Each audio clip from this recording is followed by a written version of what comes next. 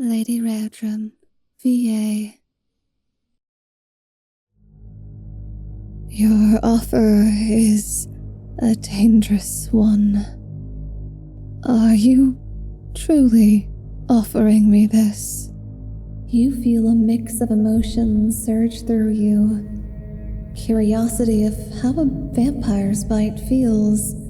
Allure as a desire within you stirs to want her to drink.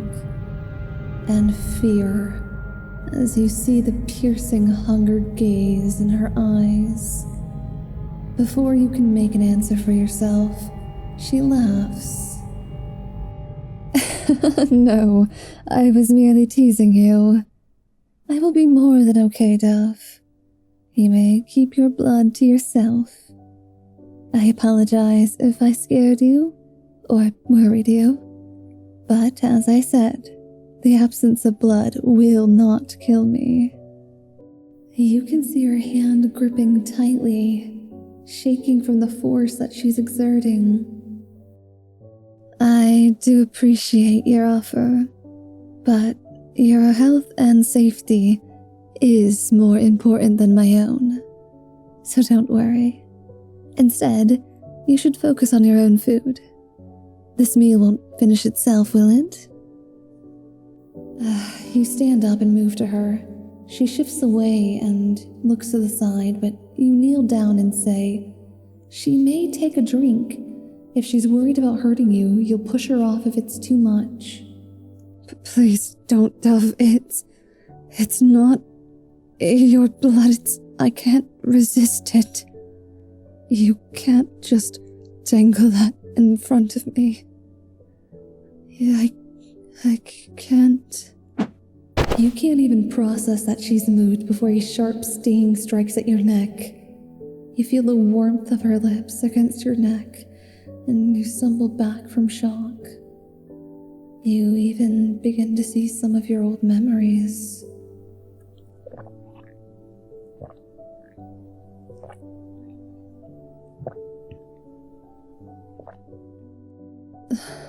No, that's all I'll take. You should not offer yourself so vulnerably to me. Despite having blood slowly drip down her lips, she shyly looks away from you, blushing deeply. You can feel a small chill in your body from the draining, but she looks much more healthy than before. You ask curiously if your blood tasted sour to her. No, it did not. It tasted like liquid ambrosia, a heavenly drug that I was not supposed to indulge in. You are truly a cruel person. You make me addicted to only your blood and then you leave me. You're truly horrible. Uncharacteristically, you see tears well in her eyes, and you can only think about holding her and swear to her you have no plans on disappearing like that again. You made me a horribly greedy person. It was you. If only you killed me back then. Why am I still here? You were supposed to end my eternal life, but you chose to spare me. You tell her you kind of remember why. The hero, the old you, knew about her saving you. You smelled the faint fragrance of roses when you fought that dragon. You didn't find out until the final fight, but her magic has always had that scent. You think that you figured out something during that fight, and that is why you spared her. But you can't recall what exactly that is. I'm sorry. I shouldn't have shown you such an ugly display. I really despise the nothingness that my life was. She said was. Does that mean she wishes to live now? For however long you live and breathe, or for as long as you wish me to linger, I will remain. But if your sun ever sets, I feel as though there is nothing that shall remain for me. That feels like a heavy burden, and you aren't even sure if this life is your only life. Perhaps you yourself are immortal. Is that why you asked so much about Pickles' immortality before? My dear dove, you are no immortal. That I can assure you. That spell was merely moving your soul far away from my reach for a short period of time. And please, don't feel burdened by my wishes. You owe me nothing. You take in the garden and finally ask the question that's been weighing on your mind.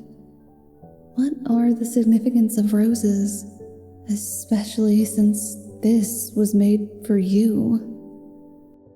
Well, many reasons. The first is, it helps amplify my magic. Since my powers mimic roses and their abilities to charm people, I use them as a conduit of sorts. Second is, you knew roses were deeply tied with me. I thought that maybe if you heard about it, heard about Pickles, and the fact so many civilians were here, that you may have stopped by to check things out, if you ever did find out. Lastly, I just truly love roses. They bring me joy in a way I did not think was possible in the wake of your absence. But as you can see, the roses did their job well. You are here with me now. But if you don't like the roses, I can remove them. Oh, no, that wasn't what you were trying to imply. But in regards to her explanation, it does make sense why she chose the Rose Manor. I really hate to rush off now, but I've been neglecting my duties due to your rest all this time. And with the blood you provided me, I should be more than capable of finishing them. I'll check up on my other guest, and you can relax here. We can always meet back up later. It's strange to say, but the two of you go back to a strange normalcy. Even Pickles has been stopping by to check on you. The lady has even attempted to be nicer to him. After a few scoldings from you, a week goes by, then a month, then another. You feel as though this could be your new life, but you haven't been idle. During the day, you assist in running the manor, helping people feel welcomed here. The Rose Manor truly is a place to feel the pain of others' hearts.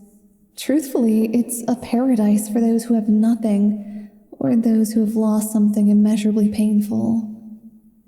But happiness cannot last forever. Conflict is bound to find you, dear listener.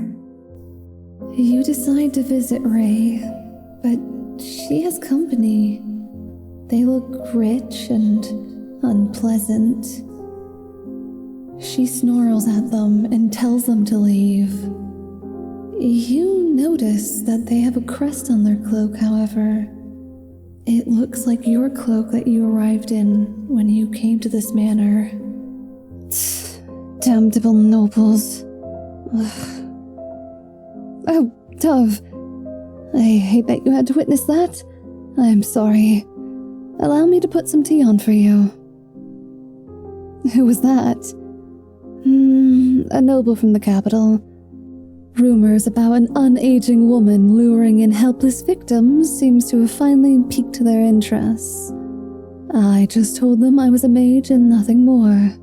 I pay my taxes, keep law and order, and I manage my land just fine. They have no reason to bother me. Yet they said they would be back. That capital again. Well, maybe this is an opportunity to learn more about them. Maybe you can gain some information about the goings-on.